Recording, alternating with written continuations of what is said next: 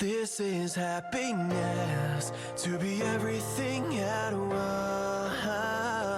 Be unblinded, be unlearned, be unbridled and unburned.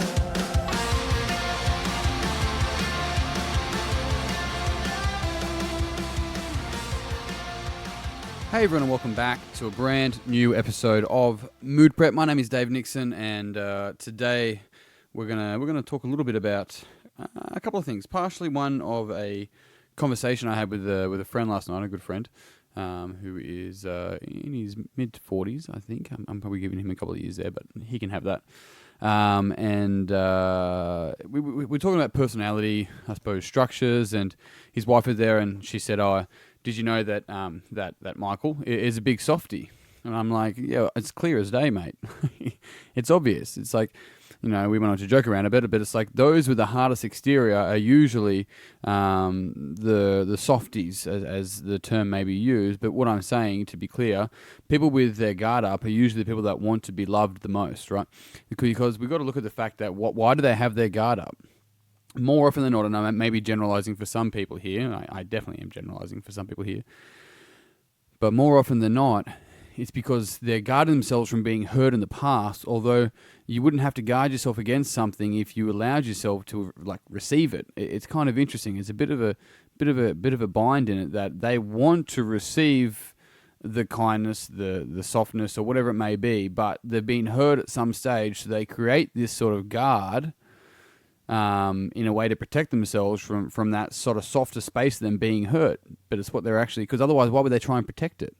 Right? It's really interesting. And I mean, it's worth thinking about either for yourself or the people that you know as well. But more often than not, the people that have the guard up are the people that are usually the ones that probably need to get rid of it the most.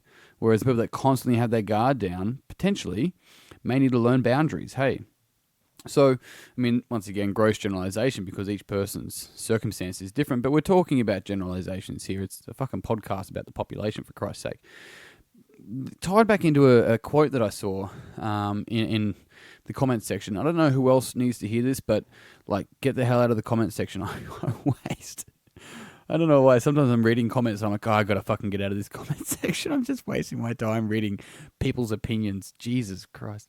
The second time I said that, my apologies to everyone that's religious. Anyway, the comment read though, I had a spiritual teacher tell me, I will never be the warrior I am meant to be if I can't take the armor off.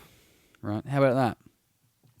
These people that want to really step up and be their warrior, right? Whatever that may mean for them, but they're armoring themselves.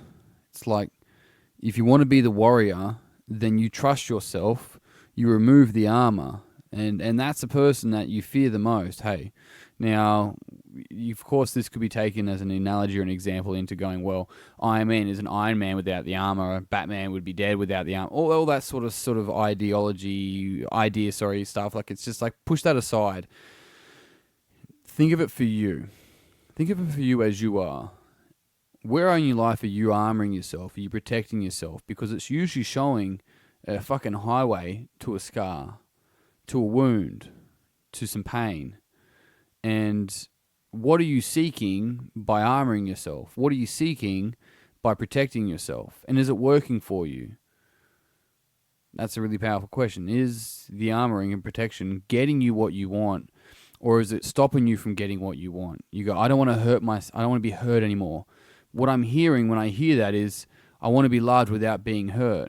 Well, pain's going to be some part of it anyway. Hey, we can't have pleasure without pain, otherwise we wouldn't know the fucking contrast. But if all we are is pained, and then we go and protect ourselves against potential pain, then we actually close ourselves off to all of it. We never allow those to come close, right? And we maybe struggle to trust, but we're not struggling to trust anyone else. We're struggling to trust ourselves. We're struggling to trust ourselves to make, quote unquote, the right decision about the right person, so to speak. And that's where we're really hurting, is that not that the other person hurt us, it's that we allowed them to hurt us. Maybe we're not conscious of that, but we did. Maybe we're hurting due to the fact that I don't trust myself to make the right decision again, realizing that there is no right decision, that life is a continual especially when it comes to people, a continual relationship. It's the process of relating continually. And if we allow that, really allow that to sink in and understand that the uncomfortableness is actually those parts lead us to the pleasure parts. It's you can't have one without the other, right? It's like just going, I just want to be happy. I don't want to be sad. It's like, well, welcome to fucking numb land. You don't get to feel anything, right? And so the real opportunity in all of this is personal insight and personal awareness, self-awareness, to see where are we guiding ourselves. Is it in the gym with your training? Are you physically protecting yourself from pushing too hard?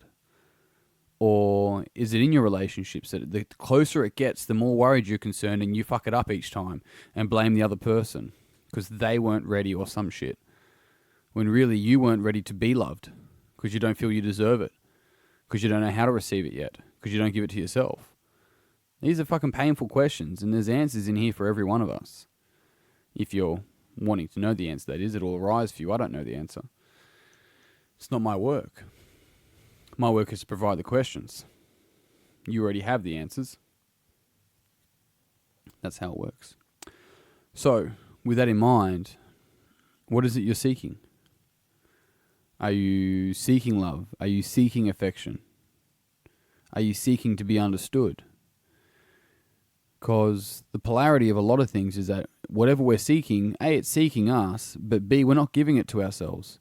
It's like, I just want to be understood, but maybe that means we don't understand ourselves. I just want to be loved. It's like, do you put yourself first? Do you understand yourself? Do you fucking write out your thoughts to unpack them, to understand where you're coming from, your intentions, right? To step closer to your pure essence, so you're not just running patterns from the past and projecting into the future and calling it presencing. It's bullshit. You're bullshitting yourself and those around you. When are you going to show up without your fears, without all your personality structures that are trying to protect you from shit that doesn't exist anymore? It existed in your mind many years ago, but not here now. When are you going to get rid of the armor? When are you going to give the world what it really deserves? When are you going to get out of your own way? What do you need to happen before all this happens? Who do you need to let go of? And I'm not necessarily meaning another person. I'm saying, what identity do you need to let go of to allow yourself to move forward to where you want to be?